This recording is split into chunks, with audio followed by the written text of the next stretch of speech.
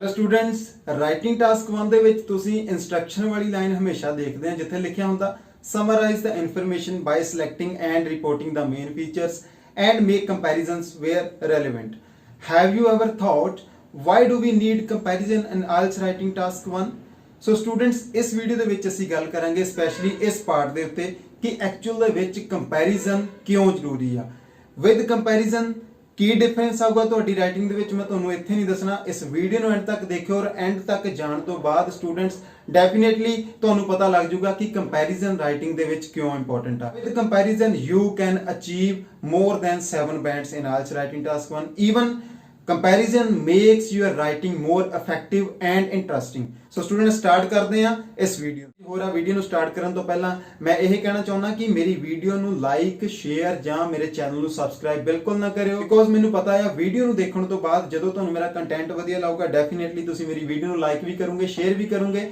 ਤੇ ਚੈਨਲ ਨੂੰ ਸਬਸਕ੍ਰਾਈਬ ਕਰਕੇ ਵੀ ਜਾਓਗੇ ਸੋ ਵੀਡੀਓ ਨੂੰ ਐਂਡ ਤੱਕ ਜਰੂਰ ਦੇਖਿਓ ਅਗਰ ਤੁਹਾਨੂੰ ਵੀਡੀਓ ਚੰਗੀ ਨਹੀਂ ਲੱਗਦੀ ਅਗਰ ਤੁਹਾਨੂੰ ਕੋਈ ਡਾਊਟ ਆ ਤੇ then you can message me you can make a comment even you can dislike my video so let's get started start ਕਰਦੇ ਹਾਂ writing task 1 power of comparison band and granted with Mandeep Singh Kumar so let's get started so first of all we have to understand what is comparison ਕੀ ਹੈ comparison means to write information in a way that makes it more interesting and easily understandable moreover it brings flow in writing as well as speaking so comparison ਦਾ ਮਤਲਬ ਕੀ ਹੈ ਕਿ information ਨੂੰ ਇਸ ਤਰੀਕੇ ਨਾਲ ਲਿਖਣਾ ਕਿ ਉਹ ਹੋਰ ਵੀ ਜ਼ਿਆਦਾ ਇੰਟਰਸਟਿੰਗ ਲੱਗੇ ਈਵਨ ਉਹ ਅੰਡਰਸਟੈਂਡ ਵਾਲੇ ਈਜ਼ੀਲੀ ਅੰਡਰਸਟੈਂਡੇਬਲ ਹੋਵੇ ਐਗਜ਼ਾਮੀਨਰ ਦੇ ਲਈ ਜਾਂ ਫਿਰ ਰੀਡਰ ਦੇ ਲਈ ਨੰਬਰ 2 ਇਸ ਦੇ ਨਾਲ ਤੁਹਾਡੀ ਰਾਈਟਿੰਗ ਐਸ ਵੈਲ ਐਸ ਤੁਹਾਡੀ ਸਪੀਕਿੰਗ ਦੇ ਵਿੱਚ ਫਲੋ ਹੁੰਦਾ ਆ ਸੋ ਇਹ ਤਾਂ ਸੀਗੀ basic introduction of comparison now we will have a look at the examples and with examples we will understand what is the power of comparison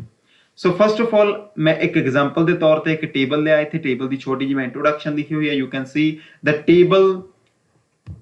table depicts the performance of players in a recent match ਇੱਕ recent match ਦੇ ਵਿੱਚ players ਨੇ ਕਿਸ ਤਰੀਕੇ ਨਾਲ perform ਕੀਤਾ ਉਸ ਚੀਜ਼ ਨੂੰ ਸ਼ੋ ਕਰ ਰਿਹਾ ਸਾਡਾ ਟੇਬਲ ਚਾਰਟ ਦੇ ਵਿੱਚ ਅਗਰ ਆਪਾਂ ਦੇਖੀਏ ਤਾਂ ਬੈਟਸਮੈਨ ਨੇਮ ਆ ਗਿਆ ਕੋਹਲੀ ਰੋਹਿਤ ਐਂਡ ਧੋਨੀ 3 ਪਲੇਅਰ ਲਏ ਹੋਏ ਆ ਮੈਂ ਉਹਨਾਂ ਨੇ ਸਕੋਰ ਦੀ ਗੱਲ ਕਰੀਏ ਤੇ ਕੋਹਲੀ ਨੇ 30 ਰਨ ਮਾਰੇ ਆ ਰੋਹਿਤ ਨੇ 10 ਰਨ ਬਣਾਏ ਆ ਐਂਡ ਧੋਨੀ ਨੇ 80 ਰਨ ਬਣਾਏ ਆ ਬਾਲਸ ਦੀ ਪਲੇਡ ਕਿੰਨੀਆਂ ਬਾਲਸ ਖੇਡੀਆਂ ਕੋਹਲੀ ਨੇ 50 ਬਾਲਸ ਦੇ ਵਿੱਚ 30 ਰਨਸ ਰੋਹਿਤ ਨੇ 10 balls in 10 runs in 19 ball and Dhoni ਨੇ 80 runs in 45 balls ਸੋ ਇਹ ਇੱਕ ਚਾਰਟ ਆ ਸਾਡੇ ਕੋਲ ਨਾਰਮਲ ਸਟੂਡੈਂਟ ਕੀ ਕਰੂਗਾ ਫਸਟ ਆਫ ਆਲ ਮੈਂ 2 ਰਿਸਪੌਂਸ ਲਏ ਆ response 1 and response 2 you can C the first response is of a normal student who just gets 5.5 or 6 points ये एक नॉर्मल स्टूडेंट किस तरीके ਨਾਲ ਲਿਖੂਗਾ ਇਸ ਇਨਫੋਰਮੇਸ਼ਨ ਨੂੰ ਡੈਫੀਨਿਟਲੀ ਇੱਕ ਨਾਰਮਲ ਸਟੂਡੈਂਟ ਸਿਰਫ ਡਾਟਾ ਦੇ ਉੱਤੇ ਫੋਕਸ ਕਰਦਾ that is called to look at the data mechanically in the IELTS writing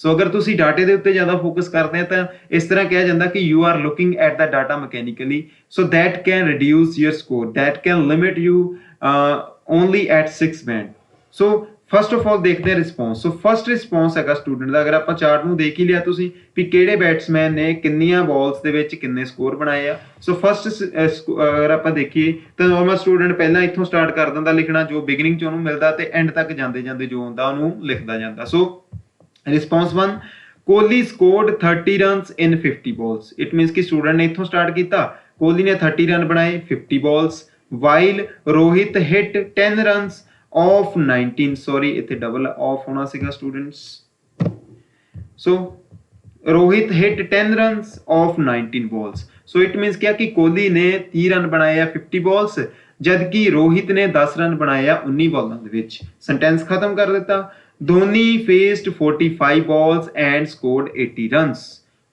Dhoni ਨੇ 45 ਬਾਲਾਂ ਖੇਡੀਆਂ ਤੇ 80 ਰਨ ਬਣਾਏ ਸੋ ਇਟ ਮੀਨਸ ਕੀ ਹੈਗਾ ਕਿ ਸਟੂਡੈਂਟ ਨੇ ਸਿੰਪਲੀ ਡਾਟਾ ਚੱਕਿਆ ਔਰ ਡਾਟੇ ਨੂੰ ਜਿਸ ਤਰੀਕੇ ਨਾਲ ਪਿਆ ਸੀ ਸੀਕੁਐਂਸ ਵਾਈਜ਼ ਉਹਨੂੰ ਲਿਖਦਾ ਗਿਆ ਸੋ ਹਾਲਾਂਕਿ ਇਸ ਸੈਂਟੈਂਸ ਦੇ ਵਿੱਚ ਉਹਨੇ Kohli scored 30 runs Rohit hit 10 runs of 19 balls in 50 balls Dhoni faced 45 balls different sentences different vocabulary use ਕੀਤੀ ਆ even while ਦੇ ਨਾਲ complex sentence ਵੀ use ਕੀਤਾ ਆ ਵਧੀਆ ਰਿਸਪੌਂਸ ਆ ਜਾਂ ਨਹੀਂ ਵਧੀਆ ਰਿਸਪੌਂਸ ਆ ਇਹਨੂੰ ਸਮਝਣ ਲਈ first of all we have to have a look at the second response so second response ਅਗਰ ਆਪਾਂ ਦੇਖੀਏ ਤੇ ਇਹਦੇ ਵਿੱਚ ਕੀ ਹੈਗਾ Dhoni remained the top batsman in the match with the highest score Dhoni ਸਭ ਤੋਂ ਵਧੀਆ ਬੈਟਸਮੈਨ ਟੌਪ ਬੈਟਸਮੈਨ ਰਿਹਾ ਇਸ match the with the highest score. He hit 80 runs in almost half the number of balls than his score. Okay, Dhoni ਇਸ match ਦੇ ਵਿੱਚ ਸਭ ਤੋਂ ਟੌਪ ਦਾ ਬੈਟਸਮੈਨ ਰਿਹਾ with the highest score. He hit, ਉਸਨੇ 80 run ਬਣਾਏ in almost half the number of balls than his score. ਆਪਣੇ score ਦੇ ਨਾਲੋਂ ਉਹਨੇ ਆਲਮੋਸਟ ਹਾਫ ਬਾਲਸ ਖੇਡੀਆਂ। ਸੋ ਆਪਾਂ ਦੇਖਦੇ ਹਾਂ ਕਿ ਇੱਕ ਵਧੀਆ ਸਟੂਡੈਂਟ ਜਿਹੜਾ ਰਿਸਪੌਂਸ ਸੈਕੰਡ ਦੇ ਵਿੱਚ ਆ, ਉਹਨੇ ਕੀ ਕੀਤਾ, ਸੀਕੁਐਂਸ ਤੋਂ ਇਨਫੋਰਮੇਸ਼ਨ ਲਿਖਣੀ ਸਟਾਰਟ ਨਹੀਂ ਕੀਤੀ। ਉਹਨੇ ਦੇਖਿਆ ਕਿ ਸਭ ਤੋਂ ਜ਼ਿਆਦਾ ਸਕੋਰ, ਕਿਉਂਕਿ ਕੰਪੈਰੀਜ਼ਨ ਤਾਂ ਪਲੇਅਰਸ ਦਾ ਹੋ ਰਿਹਾ ਤੇ ਕੰਪੈਰੀਜ਼ਨ ਉਹਨਾਂ ਦੇ ਸਕੋਰ ਦੇ ਨਾਲ ਹੀ ਹੋਊਗਾ। ਸੋ ਧੋਨੀ ਨੇ ਜੇਕਰ ਸਭ ਤੋਂ ਜ਼ਿਆਦਾ ਸਕੋਰ ਬਣਾਏ ਤੇ ਡੈਫੀਨੇਟਲੀ ਧੋਨੀ ਨੂੰ ਪਹਿਲਾਂ ਲਿਖਣਾ ਸਾਨੂੰ ਜ਼ਰੂਰੀ ਚਾਹੀਦਾ, because that is the main feature of the chart. So we have to choose the main features, key features. So Dhoni ਨੇ ਸਭ ਤੋਂ ਜ਼ਿਆਦਾ ਰਨ ਬਣਾਏ ਸੀ, ਇਸ ਕਰਕੇ ਮੈਂ ਉਹਨੂੰ ਚੂਜ਼ ਕੀਤਾ। ਸੋ ਇਸ ਕਰਕੇ ਉਹ ਮੈਚ ਦਾ ਟੌਪ ਬੈਟਸਮੈਨ ਵੀ ਰਿਹਾ। ਸੋ ਕਹਿਣ ਦਾ ਮਤਲਬ ਕੀ ਆ ਕਿ ਆਪਾਂ ਸੀਕੁਐਂਸ ਵਾਈਜ਼ ਲਿਖਣ ਦੀ ਬਜਾਏ ਆਪਾਂ ਦੇਖੀਏ ਕਿ ਮੇਨ ਫੀਚਰ ਕੀ ਹੈਗਾ। ਸੋ ਧੋਨੀ ਨੇ ਦੇਖਿਆ ਅਗਰ 80 ਰਨ ਬਣਾਏ ਆ ਤੇ ਉਹਨੇ ਬਾਲਸ ਖੇਡੀਆਂ 45, ਅਗਰ 45 ਨੂੰ ਡਬਲ ਕਰੀਏ ਤੇ 90 ਬਣਦਾ। ਸੋ ਲਗਭਗ ਜਾਂ ਆਲਮੋਸਟ ਅਸੀਂ ਕਹਿ ਸਕਦੇ ਹਾਂ ਕਿ ਉਹਨੇ ਹਾਫ ਬਾਲਸ ਖੇਡੀਆਂ as compare to his run. So first comparison ਸਾਡਾ ਇੱਥੇ ਹੀ ਹੋ ਗਿਆ ਕਿ he hit 80 runs in almost half the number of balls than his score. ਆਪਣੇ ਸਕੋਰ ਦੇ ਨਾਲੋਂ ਉਸ ਦੀਆਂ ਜਿਹੜੀਆਂ ਬਾਲਸ ਸੀਗੀਆਂ ਆਲਮੋਸਟ ਹਾਫ ਸੀਗੀਆਂ। While Rohit played the double balls than his score and made only 10 runs. Okay, Rohit ਨੇ ਡਬਲ ਬਾਲਸ ਖੇਡੀਆਂ ਆਪਣੇ ਸਕੋਰ ਦੇ ਨਾਲੋਂ ਤੇ ਓਨਲੀ 10 ਰਨ ਬਣਾਏ। ਇਟ ਮੀਨਸ ਕਿ ਜੇਕਰ ਉਹ 10 ਰਨ ਬਣਾਏ ਆ ਤੇ ਉਹਨੇ ਜਿਹੜੀਆਂ ਬਾਲਾਂ ਖੇਡੀਆਂ ਉਹ ਤਕਰੀਬਨ 20 ਖੇਡੀਆਂ ਹੋਗੀਆਂ। ਸੋ ਅਗੇਨ ਮੈਂ ਇੱਥੇ ਕੰਪੈਰੀਜ਼ਨ ਕਰ ਦਿੱਤਾ ਰੋਹਿਤ ਦਾ। ਫਸਟ ਆਫ ਆਲ ਆਪਾਂ ਹਾਈਐਸਟ ਨੂੰ ਲੋਐਸਟ ਨਾਲ ਕੰਪੈਰੀਜ਼ਨ ਕੀਤਾ, ਫਿਰ ਆਪਾਂ ਇਹਨਾਂ ਦੇ ਸਕੋਰ ਐਂਡ ਇਹਨਾਂ ਦੇ ਬਾਲਸ ਨੂੰ ਵੀ ਆਪਸ ਚ ਕੰਪੈਰੀਜ਼ਨ ਕਰ ਦਿੱਤਾ। ਹੁਣ ਦੇਖੋ 10 ਰਨ ਬਣਾਏ ਆ 19 ਬਾਲਾਂ ਦੇ ਵਿੱਚ, ਡਬਲ 20 ਹੋਣਾ ਸੀ, ਮੈਂ ਫਿਰ ਅਗੇਨ ਆਲਮੋਸਟ ਕਰ ਦਿੱਤਾ। ਸੋ ਇਸ ਤਰੀਕੇ ਦੇ ਨਾਲ ਆਪਾਂ ਲਿਖ ਦਿੱਤਾ ਕਿ ਧੋਨੀ ਨੇ 80 ਰਨ ਬਣਾਏ, ਹਾਫ ਬਾਲਾਂ ਖੇਡੀਆਂ, ਜਦ ਕਿ ਰੋਹਿਤ ਸ਼ਰਮਾ ਨੇ 10 ਰਨ ਬਣਾਏ ਤੇ ਬਾਲਾਂ ਜਿਹੜੀਆਂ ਡਬਲ ਖੇਡ ਲਈਆਂ। ਕੰਪੈਰੀਜ਼ਨ ਹੋ ਗਿਆ। Kohli who made 20 runs more than Rohit. Okay, Kohli ਨੇ ਰੋਹਿਤ ਨਾਲੋਂ 20 ਰਨ ਜ਼ਿਆਦਾ ਬਣਾਏ ਤੇ Kohli who made 20 runs more than Rohit faced the highest balls 50। So ਹੁਣ ਕੋਹਲੀ ਦਾ ਅਗਰ ਆਪਾਂ ਦੇਖੀਏ ਤੇ ਕੋਹਲੀ ਨੇ ਰਨ ਜਿਹੜੇ ਆ ਰੋਹਿਤ ਦੇ ਨਾਲੋਂ 20 ਜ਼ਿਆਦਾ ਬਣਾਏ ਆ, ਬਟ ਅਗਰ ਆਪਾਂ ਬਾਲਸ ਦੀ ਗੱਲ ਕਰੀਏ ਤੇ ਬਾਲਾਂ ਸਭ ਤੋਂ ਜ਼ਿਆਦਾ ਕਿੰਨੇ ਖੇਡੀਆਂ, ਕੋਹਲੀ ਨੇ। ਸੋ ਕੋਹਲੀ ਨੇ ਬਾਲਸ ਸਭ ਤੋਂ ਜ਼ਿਆਦਾ ਖੇਡੀਆਂ, ਧੋਨੀ ਨੇ ਰਨ ਸਭ ਤੋਂ ਜ਼ਿਆਦਾ ਬਣਾਏ ਆ। ਤੁਸੀਂ ਦੇਖ ਸਕਦੇ ਆ ਕਿ ਸੇਮ ਹੀ ਚਾਰਟ ਨੂੰ ਦੋ ਰਿਸਪੌਂਸ ਦੇ ਵਿੱਚ ਕਿਵੇਂ ਲਿਖਿਆ ਗਿਆ। First is very simple and second is little interesting, even more interesting as compared to the first one. Even we have made comparisons, ਅਸੀਂ ਕੀ ਫੀਚਰ ਚੂਜ਼ ਕੀਤੇ ਆ, ਧੋਨੀ ਨੂੰ ਚੂਜ਼ ਕੀਤਾ highest number of runs in half balls, Rohit ਸਭ ਤੋਂ ਘੱਟ run double balls, comparison ਹੋ ਗਿਆ। ਕੋਹਲੀ ਦੇ ਰਨਸ ਰੋਹਿਤ ਨਾਲੋਂ 20 ਮੋਰ ਬਟ ਬਾਲਸ ਆਰ ਹਾਈਐਸਟ। ਸੋ ਹਰ ਜਗ੍ਹਾ ਤੇ ਆਪਾਂ ਕੰਪੈਰੀਜ਼ਨ ਕੀਤਾ। ਤੁਸੀਂ ਦੇਖ ਸਕਦੇ ਆ ਕਿ ਪਹਿਲੇ ਐਂਡ ਸੈਕੰਡ ਰਿਸਪੌਂਸ ਦੇ ਵਿੱਚ ਕੀ ਡਿਫਰੈਂਸ ਹੈਗਾ। ਹੁਣ ਤੁਸੀਂ ਵੀਡੀਓ ਰੋਕ ਕੇ ਇੱਕ ਵਾਰੀ students first and second response ਨੂੰ ਸਟੱਡੀ ਕਰੋ and you have to find the key differences, how these both writings are different. So this is actually the power of comparison. You can see, ਤੁਸੀਂ ਦੇਖ ਸਕਦੇ ਆ ਕਿ ਕਿਵੇਂ ਸਾਡਾ ਜਿਹੜਾ ਰਿਸਪੌਂਸ ਨੰਬਰ ਸੈਕੰਡ ਆ ਫਾਰ ਹਾਇਰ ਬੈਟਰ ਹੈਗਾ as compare to response 1, because first ਦੇ ਵਿੱਚ ਸਟੂਡੈਂਟ ਨੇ ਸਿਰਫ ਡਾਟਾ ਕਾਪੀ ਕੀਤਾ, ਸੀਕੁਐਂਸ ਵਾਈਜ਼ ਇਨਫੋਰਮੇਸ਼ਨ ਲਿਖਤੀ, ਉਹਨੇ ਕੀ ਫੀਚਰਸ ਨੂੰ ਚੂਜ਼ ਨਹੀਂ ਕੀਤਾ।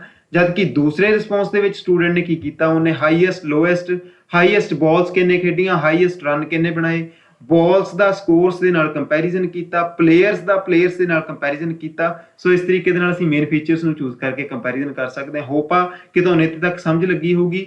ਨੈਕਸਟ ਚੱਲਦੇ ਹਾਂ, ਹੁਣ ਆਪਾਂ ਦੇਖਦੇ ਹਾਂ ਕਿ ਕੰਪੈਰੀਜ਼ਨ ਸਾਡਾ ਕਰਨਾ ਕਿੱਦਾਂ ਹੈ। Let's learn different ways of comparison. Comparison ਕੀਤਾ ਕਿਵੇਂ ਜਾਵੇ। ਸੋ ਆਪਾਂ ਇਹ ਤਾਂ ਦੇਖ ਰਹੇ ਹਾਂ ਵੀ ਕੰਪੈਰੀਜ਼ਨ ਦੀ ਪਾਵਰ ਕੀ ਆ, ਕਿਵੇਂ ਉਹ ਸਾਡੀ ਰਾਈਟਿੰਗ ਨੂੰ ਇਫੈਕਟਿਵ ਬਣਾਉਂਦਾ। ਹੁਣ ਅਸੀਂ ਸਿੱਖਾਂਗੇ ਕਿ ਡਿਫਰੈਂਟ ਵੇਜ਼ ਆਫ ਕੰਪੈਰੀਜ਼ਨ ਹੈ ਕੀ ਆ। ਸੋ ਫਸਟ ਵੇ ਜਿਹੜਾ ਹੈਗਾ students, that is to use adjectives. We can make comparisons by using adjectives. What are adjectives? Adjectives are the words used to describe nouns. Adjectives ਉਹ words ਹੁੰਦੇ English ਦੇ ਵਿੱਚ ਜਿਹੜੇ ਕਿਸੇ noun ਨੂੰ describe ਕਰਨ ਦੇ ਲਈ ਵਰਤੇ ਜਾਂਦੇ ਆ। For example, Dhoni is a good player. ਸੋ ਧੋਨੀ ਇੱਕ ਚੰਗਾ ਪਲੇਅਰ ਹੈ। Word good describes Dhoni. ਸੋ ਜਿਹੜਾ ਸਾਡਾ word ਇੱਥੇ good ਆ, ਇਹ ਕਿਹਦੇ ਲਈ ਲੱਗਿਆ, ਧੋਨੀ ਲਈ ਲੱਗਿਆ। ਸੋ ਧੋਨੀ ਇੱਕ noun ਆ ਤੇ ਉਹਦੇ ਬਾਰੇ ਐਕਸਟਰਾ ਇਨਫੋਰਮੇਸ਼ਨ ਦੇ ਰਿਹਾ good. So these words are called adjectives. ਜਿਹੜੇ words ਸਾਨੂੰ ਐਕਸਟਰਾ ਇਨਫੋਰਮੇਸ਼ਨ ਦਿੰਦੇ ਆ ਕਿਸੇ ਨਾउन ਦੇ ਬਾਰੇ, that are called adjectives. So good is an adjective, but it does not make comparison of Dhoni with others. So to make comparisons we need to learn degrees of adjectives. So ਆਪਾਂ ਇਹ ਤਾਂ ਦੇਖਿਆ ਕਿ ਜਿਹੜਾ good word ਆ ਉਹ ਧੋਨੀ ਦੇ ਬਾਰੇ ਐਕਸਟਰਾ ਇਨਫੋਰਮੇਸ਼ਨ ਤਾਂ ਦੇ ਰਿਹਾ ਕਿ ਧੋਨੀ ਇੱਕ ਚੰਗਾ ਪਲੇਅਰ ਆ, ਬਟ ਕੀ ਉਹ ਸਾਨੂੰ ਇਹ ਦੱਸ ਰਿਹਾ ਕਿ ਧੋਨੀ ਬਾਕੀਆਂ ਨਾਲੋਂ ਵਧੀਆ ਪਲੇਅਰ ਹੈ ਜਾਂ ਨਹੀਂ ਹੈ? ਨਹੀਂ। ਸੋ ਕਿਉਂਕਿ ਇਕੱਲੇ ਜਿਹੜੇ ਐਡਜੈਕਟਿਵ ਹੁੰਦੇ ਆ ਉਹ ਸਾਨੂੰ ਸਿਰਫ ਕਿਸੇ ਨਾ ਕਿਸੇ ਨਾਉਨ ਦੇ ਬਾਰੇ ਐਕਸਟਰਾ ਇਨਫੋਰਮੇਸ਼ਨ ਦਿੰਦੇ ਆ, they do not compare with others. So in order to learn how to make comparisons, comparison ਕਿਵੇਂ ਕਰਨਾ, we have to learn the degrees of adjective. Adjectives ਦੀਆਂ ਅਲੱਗ-ਅਲੱਗ degrees ਹੁੰਦੀਆਂ ਜਿਹੜੀਆਂ ਸਾਨੂੰ ਸਿਖਾਉਂਦੀਆਂ ਕਿ comparison ਕਿਵੇਂ ਕਰਨਾ। So ਉਹ ਦੋ degrees ਹੈਗੀਆਂ comparative and superlative degrees of the adjective are used to compare and contrast. Adjective ਦੀਆਂ comparative and superlative degree ਨੂੰ use ਕੀਤਾ ਜਾਂਦਾ ਆ comparison ਕਰਨ ਦੇ ਲਈ। ਹੁਣ ਆਪਾਂ ਦੇਖਾਂਗੇ ਕਿਹੜੀਆਂ ਉਹ ਡਿਗਰੀਆਂ ਹੈਗੀਆਂ। ਸੋ ਡਿਗਰੀਜ਼ ਤੁਸੀਂ ਦੇਖ ਸਕਦੇ ਆ। ਫਸਟ ਆਫ ਆਲ ਐਡਜੈਕਟਿਵ ਦੀ ਮੈਂ ਇੱਕ ਇੱਥੇ ਚਾਰਟ ਬਣਾਇਆ। ਜਿਹੜੀ ਫਸਟ ਐਡਜੈਕਟਿਵ ਹੁੰਦਾ ਸਾਡਾ ਜਿਹੜਾ ਕਿਸੇ ਨਾਉਨ ਨੂੰ ਡਿਸਕ੍ਰਾਈਬ ਕਰਨ ਲਈ, the first is positive degree, number second comparative degree, number third superlative degree. Positive degree good, comparative degree better and superlative degree is best. So ਹੁਣ ਆਪਾਂ ਦੇਖੀਏ ਸਟੂਡੈਂਟ ਕੀ ਹੈਗੀਆਂ ਇਹ ਡਿਗਰੀਆਂ। Number first is positive degree. Positive degree means used to describe people, things, ideas, etc. ਜਿਹੜੀ positive degree ਆ it is just used to describe a noun, ਜਿਵੇਂ ਕਿ ਅਸੀਂ ਪਹਿਲਾਂ ਧੋਨੀ ਵਾਲੀ ਐਗਜ਼ਾਮਪਲ ਦੇਖ ਆਏ ਕਿ Dhoni is a good player. So good just described Dhoni. ਸੋ ਇਸੇ ਤਰ੍ਹਾਂ ਹੀ ਪੋਜ਼ਿਟਿਵ ਡਿਗਰੀਜ਼ ਜਿਹੜੀਆਂ ਆ ਉਹ ਸਿਰਫ ਕਿਸੇ people ਨੂੰ, ਕਿਸੇ things ਨੂੰ, ਕਿਸੇ ideas ਨੂੰ ਐਕਸਪਲੇਨ ਕਰ ਸਕਦੀਆਂ। ਐਗਜ਼ਾਮਪਲ ਦੇ ਤੌਰ ਤੇ Elon Musk has a high reputation. So Elon Musk ਦੀ ਜਿਹੜੀ ਰੈਪੂਟੇਸ਼ਨ ਆ ਉਹ ਕਿਵੇਂ ਦੀ ਆ? ਉਹ ਹਾਈ ਰੈਪੂਟੇਸ਼ਨ ਆ ਉਹਦੀ। ਸੋ ਇਸ ਦੀ ਰੈਪੂਟੇਸ਼ਨ ਨੂੰ ਡਿਸਕ੍ਰਾਈਬ ਕਰਨ ਦੇ ਲਈ ਅਸੀਂ ਯੂਜ਼ ਕੀਤਾ high. So that is a positive degree. She is beautiful. Beautiful word describes she ਨੂੰ ਡਿਸਕ੍ਰਾਈਬ ਕਰਦਾ ਬਿਊਟੀਫੁਲ। ਸੋ ਬਿਊਟੀਫੁਲ ਸਾਡੀ ਪੋਜ਼ਿਟਿਵ ਡਿਗਰੀ ਆ। There is no any comparison ਕਿ ਉਹ ਕਿਸੇ ਨਾਲੋਂ ਜ਼ਿਆਦਾ ਬਿਊਟੀਫੁਲ ਹੈ ਜਾਂ ਨਹੀਂ ਹੈ, ਕੰਪੈਰੀਜ਼ਨ ਨਹੀਂ ਹੈਗਾ। ਨੰਬਰ ਸੈਕੰਡ ਤੇ we have the comparative degree that is used to compare two things. So comparative degree is used to compare two things, two groups, two persons. For example, ਕਿ comparative degrees ਨੂੰ ਆਪਾਂ ਸਿਰਫ ਦੋ ਚੀਜ਼ਾਂ ਨੂੰ comparison ਕਰ ਸਕਦੇ ਹਾਂ। ਐਗਜ਼ਾਮਪਲ ਦੇ ਤੌਰ ਤੇ Dhoni is a better player than Kohli, ਕਿ ਧੋਨੀ ਜਿਹੜਾ ਆ ਉਹ ਕੋਹਲੀ ਨਾਲੋਂ ਬੈਟਰ ਪਲੇਅਰ ਆ। ਬੈਟਰ ਇੱਥੇ ਕੰਪੈਰੇਟਿਵ ਡਿਗਰੀ ਲੱਗੀ ਹੋਈ ਆ। ਸੋ ਧੋਨੀ ਕਿਹਦੇ ਨਾਲੋਂ ਬੈਟਰ ਆ? ਕੋਹਲੀ ਨਾਲੋਂ ਬੈਟਰ ਆ। ਬਟ ਜਿਵੇਂ ਕਿ ਮੈਂ ਪਹਿਲੇ ਕਿਹਾ ਕਿ ਕੰਪੈਰੇਟਿਵ ਡਿਗਰੀ ਸਿਰਫ ਤੇ ਸਿਰਫ ਦੋ ਚੀਜ਼ਾਂ ਨੂੰ ਕੰਪੇਅਰ ਕਰਨ ਲਈ ਯੂਜ਼ ਕਰਦੇ ਆ। ਸੋ ਆਪਾਂ ਇਹ ਤਾਂ ਕਹਿਤਾ ਕਿ ਧੋਨੀ ਕੋਹਲੀ ਨਾਲੋਂ ਵਧੀਆ ਪਲੇਅਰ ਹੈ, ਬਟ ਬਾਕੀ ਪਲੇਅਰਸ ਨਾਲੋਂ ਧੋਨੀ ਵਧੀਆ ਹੈ ਜਾਂ ਨਹੀਂ ਹੈ ਇਹ ਸਾਨੂੰ ਨਹੀਂ ਪਤਾ। ਸੋ ਇਸ ਕਰਕੇ ਕੰਪੈਰੇਟਿਵ ਡਿਗਰੀ ਆਪਾਂ ਜਦੋਂ ਵੀ ਯੂਜ਼ ਕਰਨੀ ਹੈ ਸਟੂਡੈਂਟ ਹਮੇਸ਼ਾ ਦੋ ਹੀ ਚੀਜ਼ਾਂ ਕੰਪੇਅਰ ਕਰਨੀਆਂ ਇਕੁਅਲ ਇੰਪੋਰਟੈਂਸ ਦੀਆਂ। ਇੱਕ ਐਗਜ਼ਾਮਪਲ ਹੋਰ ਲੈਂਦੇ ਆ। The weather today is hotter than that of yesterday. ਸੋ ਅੱਜ ਦਾ ਮੌਸਮ ਜਿਹੜਾ ਆ ਉਹ ਜ਼ਿਆਦਾ ਗਰਮ ਆ ਐਜ਼ ਕੰਪੇਅਰ ਟੂ ਯੈਸਟਰਡੇ ਦੇ ਵੈਦਰ ਦੇ ਨਾਲੋਂ। ਸੋ ਹੌਟਰ ਲੱਗਿਆ ਹੋਇਆ ਇਟ ਮੀਨਸ ਕਿ ਕੱਲ ਦੇ ਵੈਦਰ ਦੇ ਨਾਲ ਆਪਾਂ ਕੰਪੈਰੀਜ਼ਨ ਕਰਦੇ ਆ, ਬਟ ਬਾਕੀ ਡੇਜ਼ ਦੇ ਵੈਦਰ ਨਾਲ ਕੰਪੈਰੀਜ਼ਨ ਨਹੀਂ ਕਰ ਰਹੇ ਹੈਗੇ। ਸੋ ਕੰਪੈਰੀਟਿਵ ਡਿਗਰੀ ਜਦੋਂ ਵੀ ਯੂਜ਼ ਕਰਨੀ ਆ ਓਨਲੀ ਦੋ ਚੀਜ਼ ਨੂੰ ਕੰਪੈਰੀਜ਼ਨ ਕਰਨਾ, ਦੈਨ ਵੀ ਲੱਗੂਗਾ ਐਜ਼ ਕੰਪੇਅਰ ਟੂ ਵੀ ਯੂਜ਼ ਕਰ ਸਕਦੇ ਆ ਆਪਾਂ। Then we have the superlative degrees. Superlative degrees are used to compare one thing with more than one. Example ਦੇ ਤੌਰ ਤੇ used to compare one thing person with the whole group. ਇੱਥੇ ਪਹਿਲਾਂ ਆਪਾਂ example ਲੈ ਲਈਏ ਫਿਰ ਇਹਨੂੰ ਮੈਂ ਡਿਟੇਲ ਸਮਝਾਉਂਦਾ। Example ਦੇ ਤੌਰ ਤੇ Dhoni is the best player. It means no other player in the team is above Dhoni. ਸੋ ਪਹਿਲਾਂ ਆਪਾਂ ਕਹਿ ਰਹੇ ਹਾਂ ਸੀਗੇ ਕਿ ਧੋਨੀ ਕੋਹਲੀ ਨਾਲੋਂ ਵਧੀਆ ਆ, ਬਟ ਆਪਾਂ ਇਹ ਨਹੀਂ ਦੱਸਿਆ ਸੀਗਾ ਕਿ ਧੋਨੀ ਬਾਕੀ ਪਲੇਅਰਸ ਨਾਲੋਂ ਵਧੀਆ ਹੈ ਜਾਂ ਨਹੀਂ ਵਧੀਆ। ਆਪਾਂ ਸਿਰਫ ਕੰਪੈਰੀਜ਼ਨ ਕੀਤਾ ਸੀ ਕੋਹਲੀ ਦੇ ਨਾਲ। ਬਟ ਇਸ ਸੈਂਟੈਂਸ ਦੇ ਵਿੱਚ ਮੈਂ ਕੀ ਕਿਹਾ ਕਿ Dhoni is the best player. Dhoni best player ਆ, ਇਹਦਾ ਮਤਲਬ ਕੀ ਹੋ ਗਿਆ ਕਿ ਟੀਮ ਦੇ ਵਿੱਚ ਬਾਕੀ ਜਿੰਨੇ ਵੀ ਪਲੇਅਰਸ ਆ ਉਹ ਸਾਰੇ ਧੋਨੀ ਤੋਂ ਵਧੀਆ ਪਲੇਅਰ ਨਹੀਂ ਹੈਗੇ, ਧੋਨੀ ਸਭ ਤੋਂ ਵਧੀਆ। ਸੋ ਸੁਪਰਲੇਟਿਵ ਡਿਗਰੀ ਸਟੂਡੈਂਟ ਆਪਾਂ ਜਦੋਂ ਵੀ ਯੂਜ਼ ਕਰਦੇ ਆ ਇਟ ਮੀਨਸ ਕਿ ਅਸੀਂ ਇੱਕ ਚੀਜ਼ ਨੂੰ ਬਾਕੀ ਸਾਰੇ ਗਰੁੱਪ ਨਾਲ ਕੰਪੈਰੀਜ਼ਨ ਕਰ ਦਿੰਦੇ ਆ। ਸੁਪਰਲੇਟਿਵ ਡਿਗਰੀ ਸੁਪੀਰੀਅਰਿਟੀ ਦਿਖਾਉਂਦੀ ਆ ਕਿ ਜੋ ਵੀ ਚੀਜ਼ ਹੈਗੀ ਉਹ ਸਭ ਤੋਂ ਉੱਪਰ ਆ। ਸੋ ਜਿਵੇਂ ਕਹਿ ਦਵਾਂ ਕਿ Dhoni made the highest scores in the match, it means ਕੀ ਆ ਕਿ ਧੋਨੀ ਨੇ ਜਿਹੜਾ ਸਕੋਰ ਬਣਾਇਆ ਉਹ ਸਭ ਤੋਂ ਜ਼ਿਆਦਾ ਸੀ। ਅਗਰ ਮੈਂ ਕਹੂੰਗਾ Dhoni made more scores than Kohli, it means ਕੀ ਆ ਕਿ ਧੋਨੀ ਨੇ ਕੋਹਲੀ ਨਾਲੋਂ ਤਾਂ ਜ਼ਿਆਦਾ ਬਣਾਏ ਆ, ਬਟ ਬਾਕੀਆਂ ਨਾਲੋਂ ਜ਼ਿਆਦਾ ਬਣਾਏ ਜਾਂ ਨਹੀਂ ਬਣਾਏ ਇਹਦੇ ਬਾਰੇ ਸਾਨੂੰ ਨਹੀਂ ਪਤਾ। ਸੋ ਕੰਪੈਰੀਟਿਵ ਡਿਗਰੀ ਦੋ ਚੀਜ਼ਾਂ ਨੂੰ ਕੰਪੇਅਰ ਕਰਦੀ ਆ, ਸੁਪਰਲੇਟਿਵ ਡਿਗਰੀ ਇੱਕੋ ਚੀਜ਼ ਨੂੰ ਬਾਕੀ ਸਾਰੇ ਗਰੁੱਪ ਨਾਲ ਕੰਪੈਰੀਜ਼ਨ ਕਰੂਗੀ। ਇੱਕ ਐਗਜ਼ਾਮਪਲ ਹੋਰ ਲੈਂਦੇ ਆ। India has the highest population in the world. It means ਕੀ ਹੋ ਗਿਆ ਹਾਈਐਸਟ ਸਾਡੀ ਸੁਪਰਲੇਟਿਵ ਡਿਗਰੀ ਆ ਕਿ ਇੰਡੀਆ ਦੇ ਵਿੱਚ ਜਿਹੜੀ ਪੋਪੂਲੇਸ਼ਨ ਆ ਉਹ ਪੂਰੇ ਵਰਲਡ ਦੀਆਂ ਕੰਟਰੀ ਦੇ ਨਾਲੋਂ ਸਭ ਤੋਂ ਜ਼ਿਆਦਾ ਆ। There is no any comparison. ਸੋ ਇਸ ਕਰਕੇ ਇੰਡੀਆ ਇਜ਼ ਔਨ ਟੌਪ। ਅਗਰ ਮੈਂ ਕਹਿੰਦਾ ਕਿ ਇੰਡੀਆ ਦੀ ਪੋਪੂਲੇਸ਼ਨ ਚਾਈਨਾ ਨਾਲੋਂ ਜ਼ਿਆਦਾ ਤੇ ਦੋ ਚੀਜ਼ਾਂ ਕੰਪੈਰੀਜ਼ਨ ਹੋ ਰਹੀਆਂ ਤੇ ਕੰਪੈਰੀਟਿਵ ਡਿਗਰੀ ਯੂਜ਼ ਹੋਗੀ। ਬਟ ਜਦੋਂ ਮੈਂ ਸੁਪਰਲੇਟਿਵ ਡਿਗਰੀ ਲਾਤੀ ਇਟ ਮੀਨਸ ਕਿ there is no any comparison with any other country। ਕਿਸੇ ਵੀ ਹੋਰ ਕੰਟਰੀ ਨਾਲ ਇੰਡੀਆ ਦਾ ਕੋਈ ਕੰਪੈਰੀਜ਼ਨ ਨਹੀਂ, ਇੰਡੀਆ ਸਭ ਤੋਂ ਟੌਪ ਤੇ ਚਲ ਗਿਆ। So this is the major difference between positive, comparative and superlative degrees of adjectives, and these are commonly used in the IELTS writing task 1 for comparison। So students ਇਹ ਸੀਗਾ ਇੱਕ simple ਤਰੀਕਾ ਸਾਡਾ ਕੰਪੈਰੀਜ਼ਨ ਕਰਨ ਦਾ। Next ਦੇਖਦੇ ਹਾਂ ਵੀ ਹੋਰ ਕਿਹੜੇ ਤਰੀਕੇ ਹੈਗੇ ਕੰਪੈਰੀਜ਼ਨ ਕਰਨ ਦੇ। Number second, we have subordinate conjunctions like while, whereas and transitions। ਸਾਡੇ ਕੋਲ transitions and subordinate conjunctions ਆ। transitions means ਕਿ however, in contrast। ਇਹ ਸਾਰੀਆਂ ਚੀਜ਼ਾਂ ਨੂੰ ਵੀ ਕੰਪੈਰੀਜ਼ਨ ਐਂਡ ਕੰਟਰਾਸਟ ਕਰਨ ਦੇ ਲਈ ਯੂਜ਼ ਕੀਤਾ ਜਾ ਸਕਦਾ ਹੈ।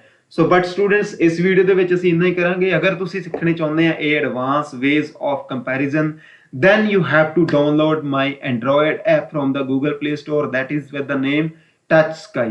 ਸੋ ਮੇਰੀ ਐਪ ਨੂੰ ਡਾਊਨਲੋਡ ਕਰ ਲਓ ਤੇ ਐਪ ਨੂੰ ਡਾਊਨਲੋਡ ਕਰਨ ਤੋਂ ਬਾਅਦ ਤੁਸੀਂ ਜਿਹੜੇ ਆ advanced ways of ਜਿਹੜੇ comparison ਸਿੱਖ ਸਕਦੇ ਆ that can help you to achieve 9 bands in IELTS writing task 1। So students ਇਹ ਸੀਗਾ ਸਾਡਾ ਅੱਜ ਦਾ ਕੰਪੈਰੀਜ਼ਨ। ਤੁਸੀਂ ਸਿੱਖਿਆ ਕਿ ਪਾਵਰ ਆਫ ਕੰਪੈਰੀਜ਼ਨ ਕੀ ਆ, ਤੁਸੀਂ ਦੇਖਿਆ ਕਿ ਕਿਵੇਂ ਕੰਪੈਰੀਜ਼ਨ ਕਰਨ ਦੇ ਨਾਲ ਸਾਡੀ ਰਾਈਟਿੰਗ ਹੋਰ ਵੀ ਜ਼ਿਆਦਾ ਇੰਟਰਸਟਿੰਗ ਬਣਦੀ ਆ। ਸੋ ਅਗਰ ਹੁਣ ਵੀਡੀਓ ਚੰਗੀ ਲੱਗੀ ਆ ਤੇ don't forget to like, share and subscribe my channel, and don't forget to share this video with others also. So channel ਨੂੰ ਸਬਸਕ੍ਰਾਈਬ ਜਰੂਰ ਕਰ ਦਿਓ। ਅਗਰ ਕੋਈ ਡਾਊਟ ਆ ਤੇ ਤੁਸੀਂ ਮੈਨੂੰ ਕਮੈਂਟ ਕਰ ਸਕਦੇ ਆ, ਤੁਸੀਂ ਮੈਨੂੰ WhatsApp ਤੇ ਮੈਸੇਜ ਕਰ ਸਕਦੇ ਆ, ਔਰ ਅਗਰ ਤੁਸੀਂ ਕਿਸੇ ਪਾਰਟਿਕੂਲਰ ਟੌਪਿਕ ਤੇ ਵੀਡੀਓ ਚਾਹੁੰਦੇ ਤਾਂ ਉਹਦੇ ਲਈ ਵੀ ਤੁਸੀਂ ਮੈਨੂੰ ਮੈਸੇਜ ਕਰ ਸਕਦੇ ਆ। ਅਗਰ ਇਹ ਵੀਡੀਓ ਚੰਗੀ ਲੱਗੀ ਹੈ ਤਾਂ ਇੱਕ ਵਾਰੀ ਫਿਰ ਚੈਨਲ ਨੂੰ ਲਾਈਕ ਕਰ ਦਿਓ, ਵੀਡੀਓ ਨੂੰ ਲਾਈਕ ਕਰ ਦਿਓ, ਚੈਨਲ ਨੂੰ ਸਬਸਕ੍ਰਾਈਬ ਕਰ ਦਿਓ ਤੇ ਆਉਣ ਵਾਲੀਆਂ ਵੀਡੀਓਜ਼ ਦੇ ਲਈ ਬੈਲ ਆਈਕਨ ਨੂੰ ਪ੍ਰੈਸ ਕਰ ਲਓ ਤਾਂ ਕਿ ਹਰ ਇੱਕ ਵੀਡੀਓ ਦਾ ਨੋਟੀਫਿਕੇਸ਼ਨ ਤੁਹਾਨੂੰ ਸਭ ਤੋਂ ਪਹਿਲਾਂ ਮਿਲ ਸਕੇ। Thank you.